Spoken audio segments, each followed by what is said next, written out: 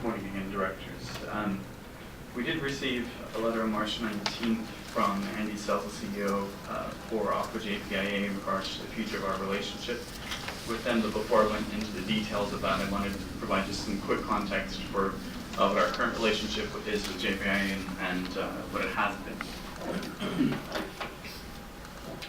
Essentially, we've been with JPIA since 1988 and chosen them to be our insurance provider. The JPIA is a unique organization, but it's a little bit different than your standard personal insurance, in that it's a pool of funding from at least 283 different water district members who contribute to a pool, and we all share the same risk in terms of potential losses. Not only do they pool our own funding, but then additional insurance is purchased on top of that just to make sure that the different districts have enough coverage. So since 1988, we've chosen them to be our coverage provider, and we have the full array of insurance currently from them, including but not limited to general liability, which includes employment practices liability, which is everything arising from our relationship with employees and liability coming from that, workers' comp, covering employees in terms of injuries, property for all of the district assets, the pump stations, your headquarters, and what have you. And then we also use the JPA as a bargaining unit, so to speak, for employee health benefits. Because you have such a wide pool of districts, we get the best rates possible in bargaining for our health benefits for our employees for them. Specifically in reference to the letter we're going to be talking about, the only thing in question would be general liability and workers' compensation, nothing relating to health benefits or covering our property, our assets. And just as some quick context, this information is provided by JPIA. Our last 5 years of information for them in terms of both liability coverage, which is the main coverage, and workers' comp, in both 5 years, and these are all historical claims, you can see an escalating amount, so that today their reference point is that they've taken losses on both, even considering our premiums. So with that, I'll get into the letter just a little bit. The letter is attached to your agenda packet, so I won't go into detail, but the summary is that essentially it is their opinion that because of the escalating recent claims, because of not pending, but submitted very significant, potentially significant claims, and what they deem as a dysfunctional board, which gives them fear over future claims, the staff's recommendation both to their executive committee coming up on March 26th and then also to full Aqua JPIA board on May 5th is that they would drop our continuation in the pool for workers' comp and for liability.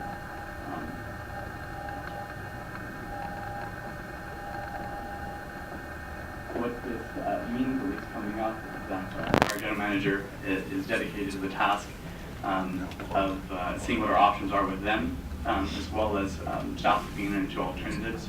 So our general manager will be participating both at this upcoming committee where they will be discussing it and going up for the full board meeting. We're looking into every option possible to see what may be an agreeable term between them and us for continuing coverage. But if not, we as staff are looking into alternatives. Actually, we were looking into this prior to this letter, just as the way of looking at possible cost savings. It's always good to look at your options, and so just recently we had met with Keenan & Associates, which is an insurance broker specializing in public agencies. I think they're very specialized or experienced in school districts. I had some previous experience with them when I was with the school district. And so what they do is, out of the plethora of insurance agencies out there, they shop for us and see who's willing to cover. And at the time, a couple of months ago, he was very confident that we would see cost savings to transition. Obviously, this news changes the dynamic of that, but we have no reason to believe that that's not a possibility. We just haven't gotten the numbers yet because we have to provide a fairly significant amount of insurance for him to get an accurate quote, so to speak. So, as a recap, our general manager will be going up to the JPIA meetings to see what our options are then, to see if we can come to an agreement. Concurrently, we will be looking at alternative providers, and going forward, the information will be brought to the Finance Committee with what these options would be. We have a full dedication to meet at least a minimum insurance requirement for compliance reasons with our existing relationships with vendors or the agreements that we have. Some of them require insurance, that we set up a self-insurance program. I know our bonds require that. I do not have any fears at this time that we will have a lapse in coverage. One of the main points that we'll be negotiating with JPIA, which is a historical precedent for them, is to give us some time, even after or if they make a decision, to give us time to transition. Typically in the past, I believe that's been 60 days is their historical precedent. So we'll be talking with them on that. That's essentially the summary. And then of course, I'm sure there's questions. I'd like to see, I concur totally with what you said, but I'd also like to see our legal folks go with our general manager. The second one. Yeah.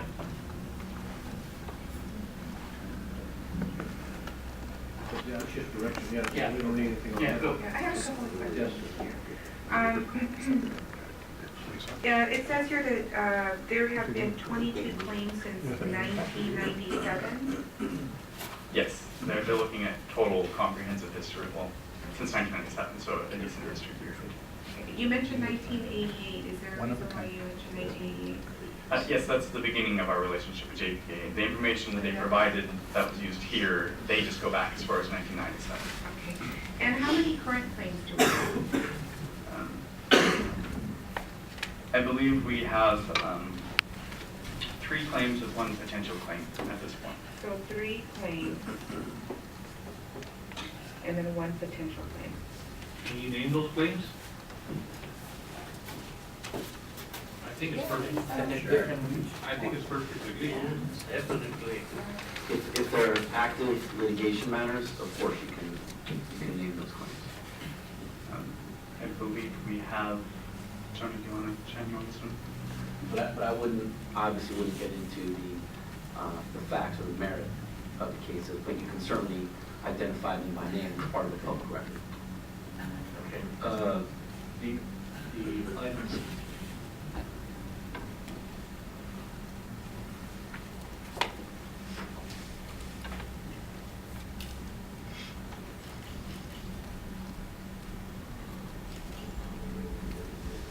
Right.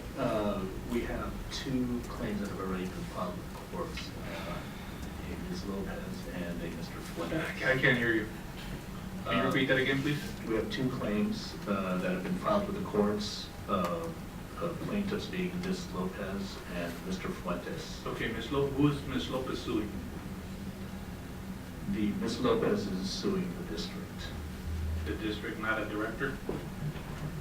If the public would like more information on those cases, or if the board would like more information on those cases, we can provide you with a copy of the complaints. It's all a public record. Okay, thank you. So you mentioned 4, that there were 4 claims. So one is the Lopez one, the other one is the Fuentes one, and what are the other 2? The others, I don't think have been filed, and so I hesitate to disclose those. They have been filed with the district.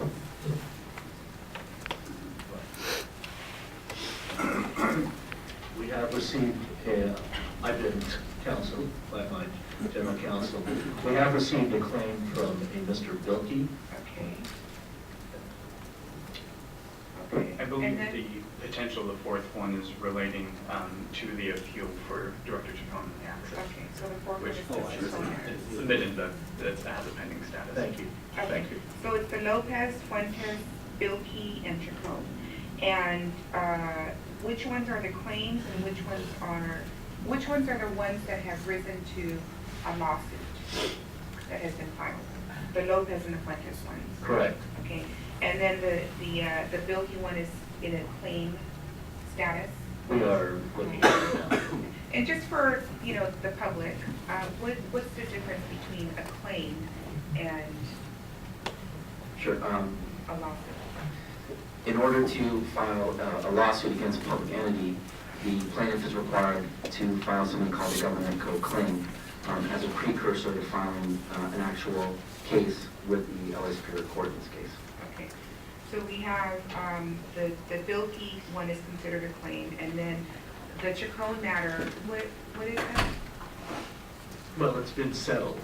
and we are appealing it with JPIA. And so that's something I'll be discussing with them when I fly up tomorrow. Okay.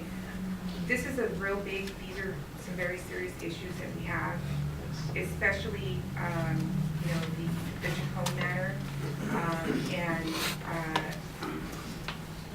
I've been informed that there is still a considerable amount of concern on behalf of JPIA, in particular with that case, and for several reasons. One is that the Central Basin continues to fight our insurance provider on that matter, where they have continually rejected, you know, and after their own investigation, they concluded that, in fact, the director was not on district business, and that we continue to, you know, to insist that they pay out that claim.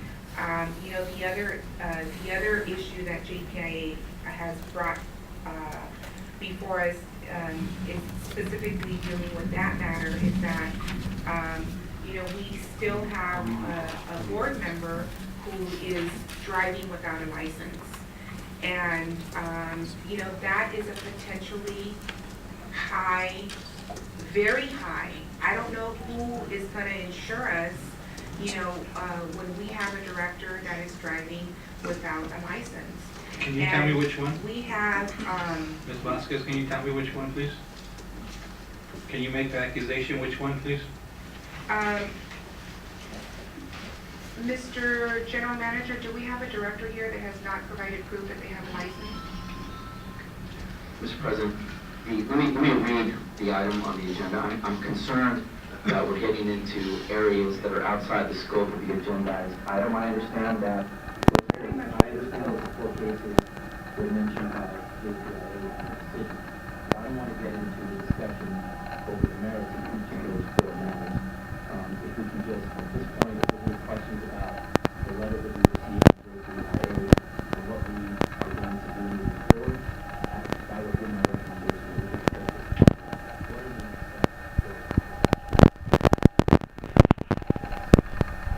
Each of those 4 cases is beyond the scope of the agendized item number 16. Right. Well, That's I my just want to make sure that, you know, we understand going into this hearing that there's still a great sense of concern on the side of the insurance carrier when, one, you know, and this is a memo dated November the 22nd of 2013, where it is made very clear that a part of JPIA's policy, their policy that we have is that they have, and is a part of the contract, that they require that we provide them with a copy of a valid driver's license and insurance for each of the directors. And, you know, our staff has refused to do that. And so until we address these issues, we're going to have some very serious concerns from any insurance carrier that decides, you know, to entertain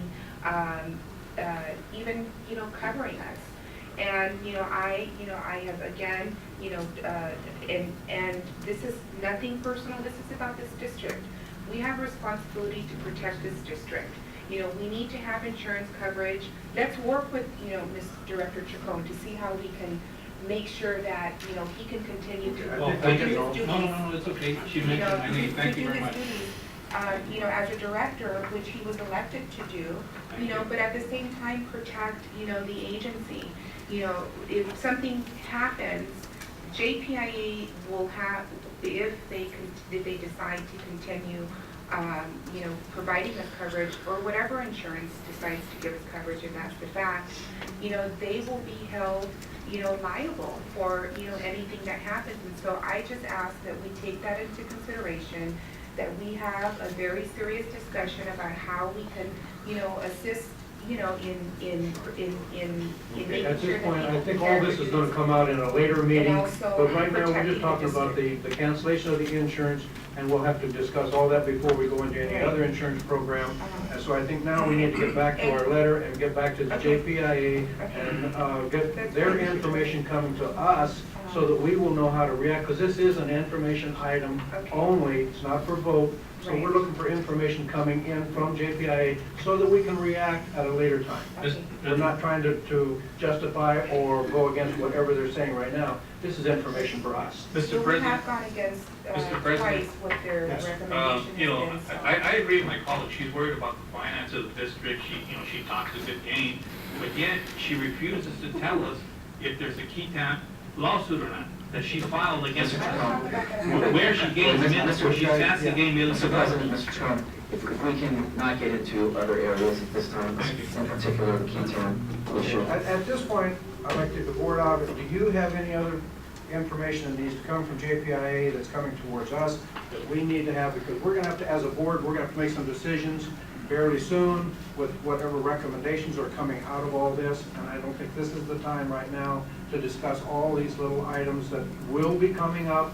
But it's one of these that I think we need to have the information, receive it, and then we'll send it to the proper committee so that we can work with it from them and work with our staff. And I would like to know, in fact, what is the procedure that the district follows with respect to tendering, items to JPIA? In July of last year was the first time that because this has been a concern of mine, for over a year. And in July of last year, since July of last year, I have sent pretty much all of these emails to our general manager, asking questions about what the process is, so that we can get a handle on these things. I have not received a response about what the process is in order to, address some of the issues that we have. So I'd like for us to get, again, a report from our general manager about how do we handle, these matters, and what is the best course that we can take to minimize, the potential risk here at the district with respect to all of these issues. Thank you. Thank you, Mr. President. To answer Director Vasquez's question, I think that would be one of the things that we would ask of ACWA when we go meet with them is if they could come down to LA and give us a presentation on those very issues so that everybody is very clear on what that process is. I'm going to go back to again. This is information coming to us from JPIA, and we will react at a later time through committees or whatever, but now's not the time to do any of these things that you're talking about right now, the cases or get into that. That's going to be all a presentation somewhere down the time when we go back to ask them to either keep our insurance or we go for new insurance. Well, hopefully With sooner that, rather than later. have you completed your presentation? Right. I'll just say in summary that at this stage things are in the very preliminary point. Exactly. And so we are looking at all the options. We're looking at making sure that we obtain necessary coverage as a minimum, and then looking of course at what's the best option to protect district finances and assets going forward. We have no reason at this point to believe that there's no hope, so to speak. It'll be challenge and it'll be work, but we think it's definitely possible, and it may not be a much more of a significant of a cost than where we're at now. So. Very good. Thank you for your presentation. Thank you. Okay, with that, we'll go on to item number 7.